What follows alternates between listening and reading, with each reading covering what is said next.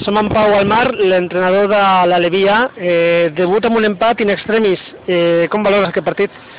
Bueno, veient com ha anat el partit, és un bon punt, perquè a mitja part va jugar 3 i bueno, és un partit de primera, que tot està molt igualat, i bueno, remuntar 2 gols i més al final, doncs, bueno, sempre és millor un punt que cap, no?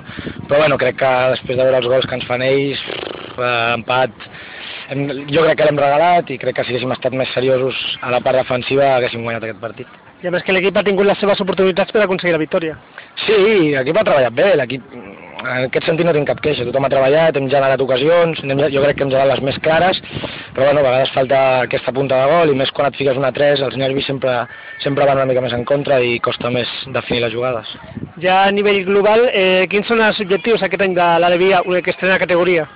Bueno, jo crec que el principal és mantenir la categoria. Crec que el Badalona és un equip que ha d'estar sempre a primera per l'entitat que té i crec que el primer i fonamental és salvar la categoria. Després, un cop si està salvada, si podem quedar 5è millors que 600 i així hem de pensar així.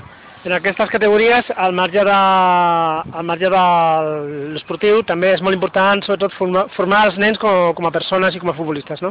Sí, en aquest sentit, una cosa que tant en Marc, que és el meu company com jo, treballem molt, no? Nanos que tinguin educació, que sàpiguen estar al camp, que no protestin els àrbits, que no es parlin amb la grada, sinó que ells es dediquin a jugar, fent-ho millor o pitjor, però que es dediquin a jugar, i l'altre, que s'abstinguin de l'altre i que disfrutin dintre del camp, que és el que a ells els agrada. Doncs molta sort per aquesta temporada. Moltes gràcies a vosaltres.